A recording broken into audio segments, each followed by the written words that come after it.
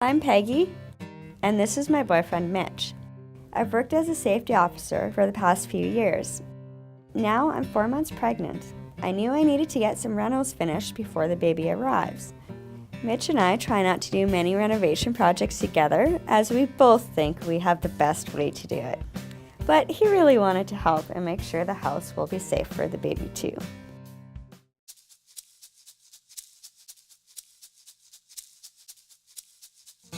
I bought this old house a few years ago when I moved to Trail for work. I've already redone a lot. The fences, the wiring, I stripped the basement, laid new tile in the kitchen and bathroom. I want to restore the house to its potential.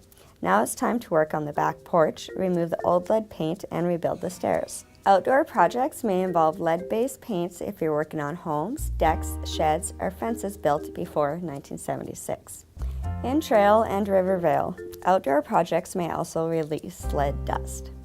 Projects where this needs to be considered include replacing siding on a house, replacing windows, decking, or other outdoor structures, and repainting items that were originally painted with lead-based paint.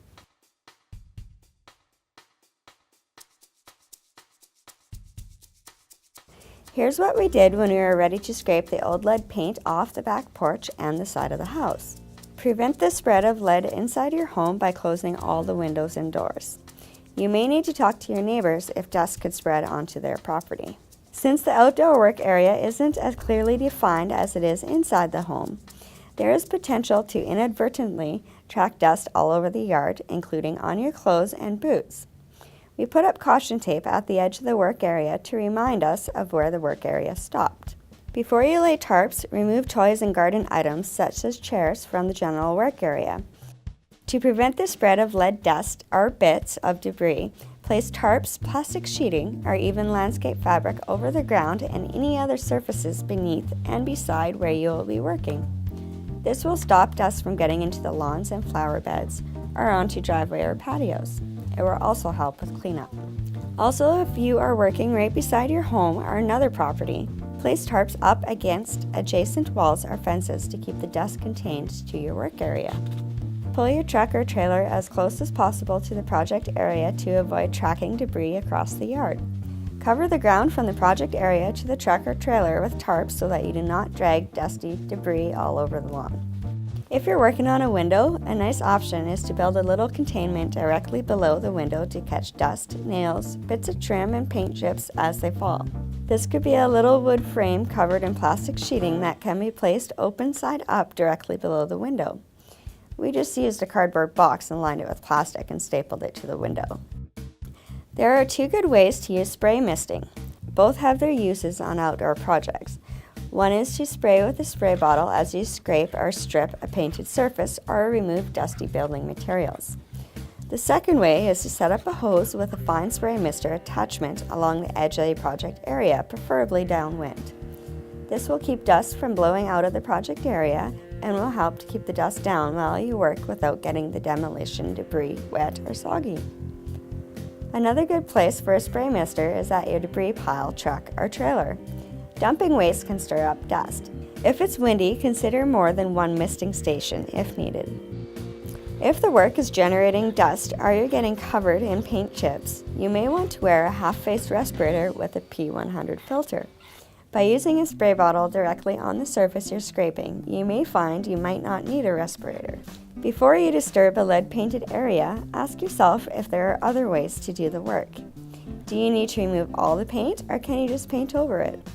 The risks from lead paint are very low if the paint is intact and in good condition. It's when you scrape or remove it that it becomes a problem. If you need to remove lead paint, scrape it manually. Remember to avoid using power tools or heat guns around the lead paint. They make too much dust and lead fumes and you won't be lead safe. A good idea for larger items with chipping or flaking lead paint is to cut it out and wrap it completely in plastic sheeting, then tape it closed.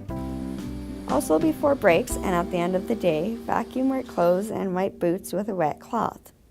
Wash your hands and face before breaks and at the end of the day. Keep demolition debris in a secure spot on a tarp. At the end of the day, cover the debris pile with the tarp to avoid having dust or rain spread the lead dust.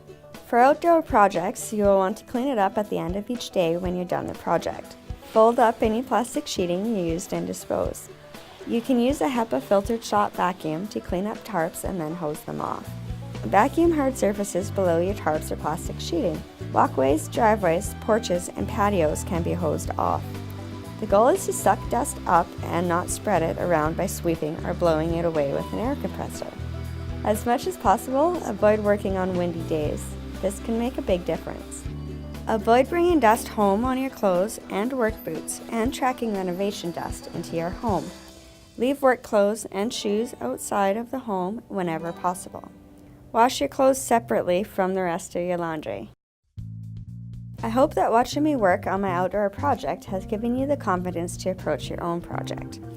I know I safely removed all the paint from my porch, and I can rest easy knowing we protected ourselves, our baby, and the neighbors in the process. To have a lead-safe project, you may need tarps or landscape fabric to cover the ground and up the walls of adjacent fences or buildings, caution tape to define the project area, plastic sheeting if working within the porch or other roofed areas. We use plastic sheeting to enclose our porch area just like you would set up for an indoor containment.